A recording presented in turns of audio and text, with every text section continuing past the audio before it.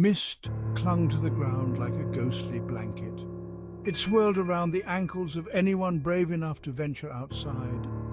The village of Millbrook hadn't seen visitors in years. Most folks avoided it like the plague. They said it was cursed, haunted, doomed. At the edge of town stood an old house.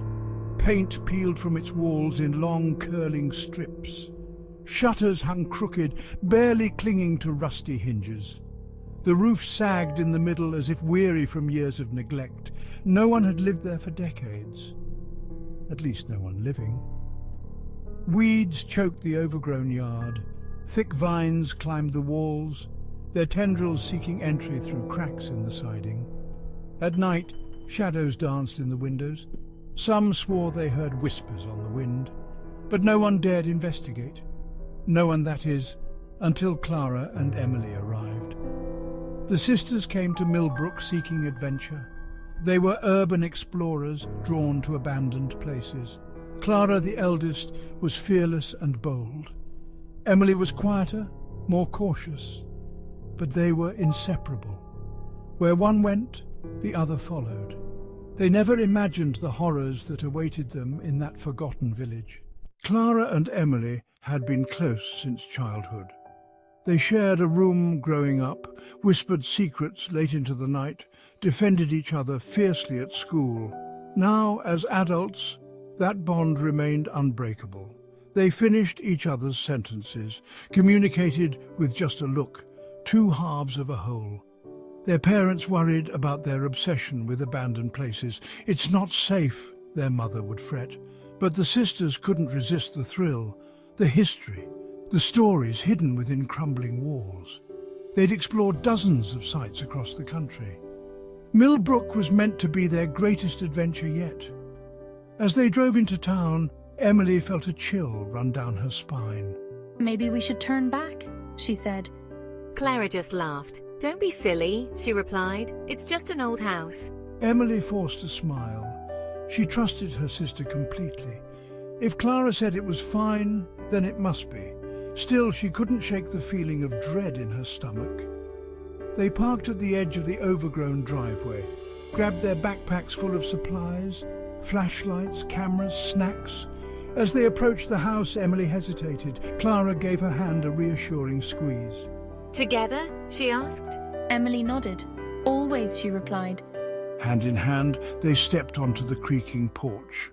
The storm hit without warning. Wind howled through broken windows. Rain lashed against the walls. Lightning illuminated the house in brief, terrifying flashes. The sisters huddled together in what was once a living room. Their planned night of exploration had turned into a fight for survival. The road out of town had flooded. They were trapped. "It's okay," Clara soothed, stroking Emily's hair. "We're safe in here." But even she didn't sound convinced. The old house groaned and creaked around them. Shadows seemed to move in the corners of their eyes. And then, with a deafening crack, the power went out. Darkness engulfed them, broken only by the occasional flash of lightning. Emily whimpered, clinging tighter to her sister. Clara fumbled for their flashlights. The weak beams did little to push back the oppressive blackness. "Maybe we should try to sleep," Clara suggested. But sleep seemed impossible. The storm raged on, and beneath its fury, something else stirred. A whisper. So faint at first they thought they'd imagined it. "Emily?" The voice was barely audible. Emily's head snapped up. "Did you hear that?" she asked. Clara nodded slowly. "It's just the wind," she said, but her voice trembled. The whisper came again, louder this time. "Emily, come to us." Emily scrambled to her feet. "Who's there?" she called. But only silence answered. The sisters clung to each other, wide-eyed with fear. The night had only just begun. She found herself straining to hear them better, to understand what they wanted. They called to her, promising secrets, knowledge, power. The whispers hadn't stopped. If anything, they'd grown stronger. The storm showed no signs of letting up. Clara dozed fitfully, but Emily remained wide awake. Hours passed. "Emily, join us." Clara woke with a start. The space beside her was empty, cold. Her feet moved of their own accord, carrying her deeper into the house. The flashlight beam danced wildly as her hand shook. She had to find the source, had to know why they were calling her. The voice seemed to come from everywhere and nowhere at once. Emily stood, careful not to wake Clara. Emily? She scrambled to her feet, heart pounding. No answer. Panic seized her. Emily! A faint reply drifted down from upstairs.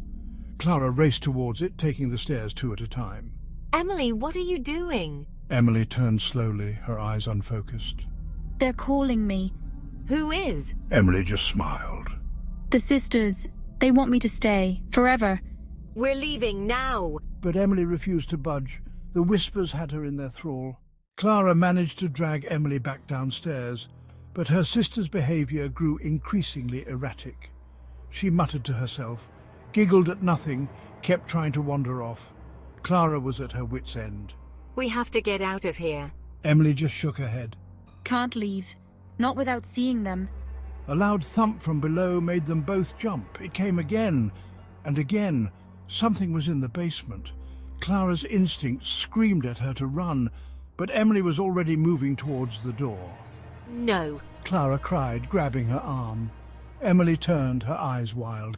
We have to go down there. They're waiting for us. Against her better judgment, Clara followed Emily down the creaking stairs. The basement was pitch black. Their flashlight beams seemed swallowed by the darkness. The air was thick with dust and decay. And something else, an otherworldly presence that made Clara's skin crawl. Emily, however, moved forward eagerly. She seemed drawn to something in the far corner. It was an old mirror, tarnished and cracked, but somehow still intact. Emily approached it, mesmerized. Clara hung back, every instinct telling her to flee. As Emily reached out to touch the glass, Clara saw movement within its depths. Faces, two faces identical to Emily's. They smiled, beckoning. Join us, sister. And before Clara could react, Emily was gone. Clara screamed. She clawed at the mirror, but it was solid once more. Emily was gone, vanished without a trace. Clara collapsed to the floor, sobbing. How could this happen? What were those things in the mirror, and how could she get her sister back? The storm outside seemed to mock her anguish, its fury unabated. Days passed, weeks, months. Clara never left Millbrook. She couldn't bear to abandon Emily. She moved into the old house, determined to solve its mysteries, to find a way to bring her sister back. But the whispers remained silent. The mirror showed only her own reflection. Emily was lost to her forever. Or was she? On stormy nights when the wind howled just right, Clara swore she could hear her sister's voice, calling to her, begging for help. Or was it a trap? A lure to claim another victim? Clara didn't know, but she couldn't leave, wouldn't leave. She and Emily had always been inseparable. Even death couldn't change that. Visitors to Millbrook are rare these days, but those who do come tell strange tales. Of two identical women seen in the windows of the old house. Of whispers on the wind, calling out a name. Emily, Emily, Emily. And of a third woman, older now, who watches from the shadows, waiting, always waiting, for her sister to come home.